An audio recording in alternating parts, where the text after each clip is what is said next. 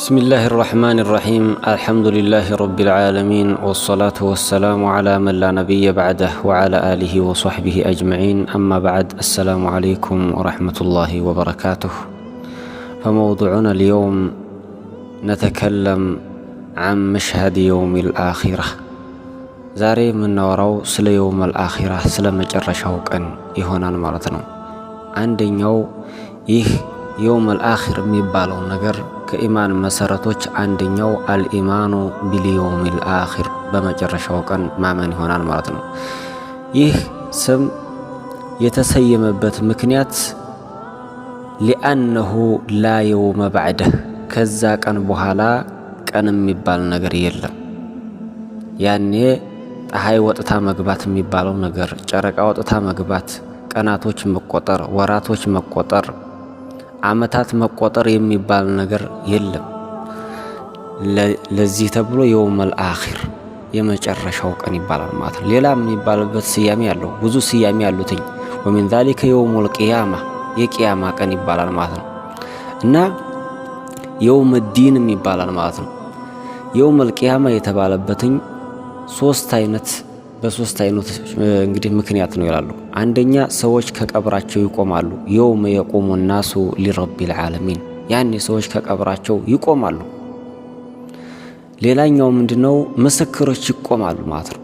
እዛ ቦታ አላህ Subhanahu Wa Ta'ala የዛን ጊዜ እዛ ቀን ምስክር አላህ Subhanahu Wa Ta'ala ያቆማል። ሁሉም ይመሰክራል በማንኛውም ነገር ላይ ማለት ነው። ሁሉም ነገር ይመሰክራል። ሰዎች ይመሰክራሉ በሰዎች ላይ ሰዎች ለነብያቶች ይመሰክራሉ ነብያቶችም በሰዎች ላይ ይመሰክራሉ وهكذا በል አንተ እጅህ ባንተ ላይ ይመሰክራል እግርህ ባንተ ላይ ይመሰክራል ምላስህ ይመሰክርብሃል በል መሬት ይመሰክራል መሬት የሰራህበት ቦታው ይመሰክራል ማለት ነው ሌላኛው ምንድነው ፍትህ እዛ ቦታ ላይ ይቆማል ሚዛን ይቆማል ونضع الموازين القسط ليوم القيامة أي نقيمها ميزان እናቆማለን ያም ደግሞ በፍትህ የሆነ من حيث أنه መልካም ስራ የሰራ ሰው አይቀነስበትም ከመልካም ስራው መጥፎ ስራ የሰራም ሰው ደግሞ አይጨመርበትም فلا تظلم نفس شيئا وإن كان مثقال حبة من خردل أتينا بها وكفى بنا حاسبين ያንዲት ፍሬ ብናኝ እንኳን ብትሆን የዛችን ክብደት ያላት ነገር እንኳን ብትሆን አትተውም አላህ Subhanahu Wa Ta'ala فمن يعمل مثقال ذرة خيرا يره የጡሲሃል የጩጫን ያህል ክብደት ያለው መልካም ስራ የሰራ ሰው አላህ Subhanahu Wa Ta'ala ይጽፋዋን ያየዋል خير መሆን አለበት ومن يعمل مثقال ذرة شرا يره وهكذا መጥፎ ስራም ከሆነ ደግሞ አላህ Subhanahu Wa Ta'ala ያየዋን ይጽፋዋን ማለት ነው ولذلك ይህ ቀን በዚህ ቀን ማመን ከኢማን መሰረቶች አንደኛው ቀን ስለሆነ ከብዙ ነገር ሙቼ ቀሰቀሳለሁ ያለ ይህ ቀን ይጠብቀኛል ሙቼ የምነሳበት ቀን አለ ምስክር የሚቆምብኝ ቀን አለ የሚል አካል ሚዛን የሚቆምበት አለ የሚል አካል ገና ከዚሁ በዚህ ጉዳይ ላይ አምኖና እርግጠኛ ሆኖ ይሄን ነገር ሲያቅ ከመጥፎ ነገር ይርቃን በመልካም ነገር ራሱን ያዘጋጃን ወደዛ ነገር ይሽቀዳደማን ማለት ነው فيا سبحان الله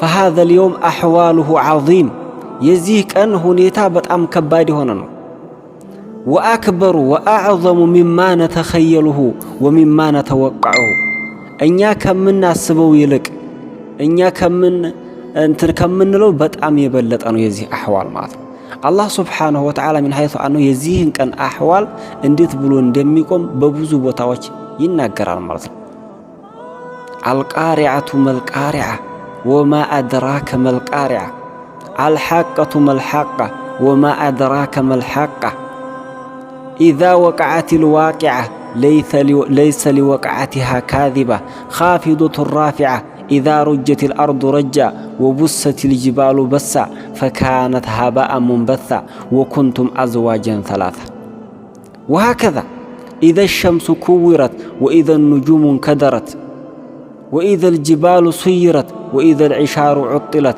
وإذا الوحوش حشرت وإذا البحار سجرت وإذا النفوس زوجت وإذا الموءودة سئلت بأي ذنب قتلت وإذا الصحف نشرت وإذا السماء كشطت ፈያ ሱብሓነላህ።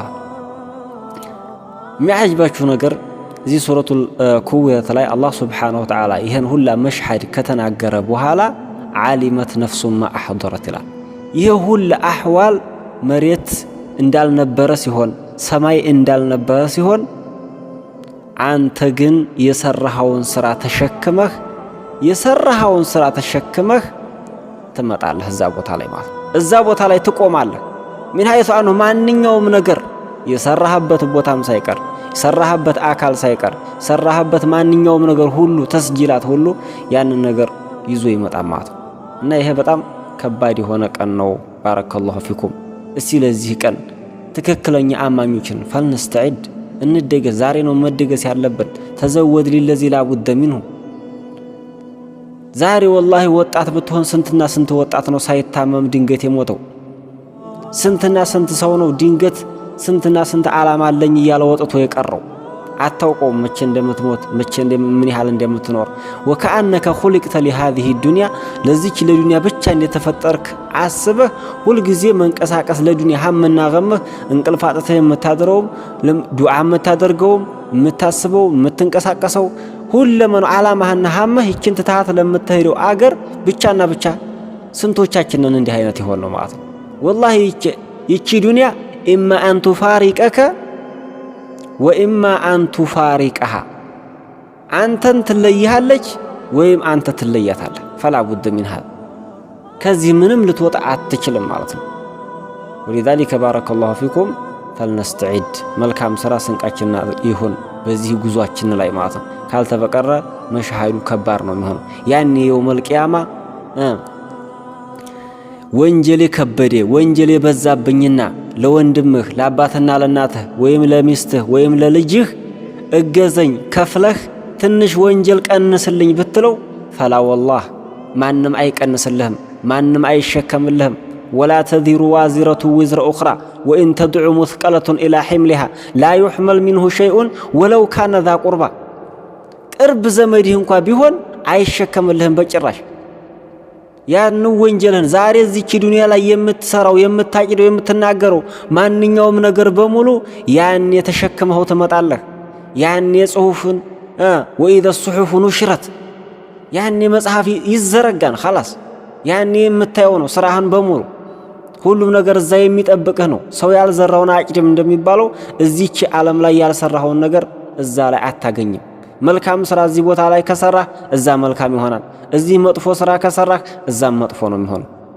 ካተበቀረ ግን እኔ ከዚህ ዱንያ ላይ ሌላ ነኝ እዛ ሌላ ያጋጥመኛ ማለት ሃይሃት የማይሆን ነገር ነው ማለት ነው።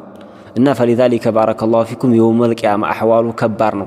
ያን አላህ ሱብሓነሁ ወተዓላ የውመ ላ የንፈዑ ማሉን ወላ በኑን ኢላ መን አተላሃ ቢቀልቢን ሰሊም። ያን የዛ ቀን ገንዘብ አይጠቅምም ይላል። በዚህ በዱንያ ላይ ገንዘብ የሚባለው ነገር ከብዙ ነገር ያስጥልሃል። ከብዙ ነገር በገንዘብ ብዙ ነገር ልታረግ ትችላለህ። አማ የውመል አኺር ላላ፣ የዛን ቀን ገንዘብ የሚባለው ነገር አይጠቅምም። ዱንያ ላይ ደግሞ በልጆች ብዙ ነገር ልታገኝ ትችላለህ። አማ የውመል አኺር ላ የንፈዑ በኑን፣ ልጅም አይጠቅምህም በጭራሽ። ምንድነው የሚጠቅምህ? ኢላ መን አተላህ ቢቀልቢን ሰሊም፣ ጥርት ባለ ልብ ወደ አላህ ሱብሓነሁ ወተዓላ የመጣና የተገናኘ ቢሆን እንጂ ከሽርክ የጠራ ከወንጀል የጠራ ከብዙ ነገር የጠራ ሆነህ ወደ አላህ ሱብሓነሁ ወተዓላ የተገናኘህ ቢሆን እንጂ ይሄ በዘረጋው መንገድ ላይ ማለት ነው።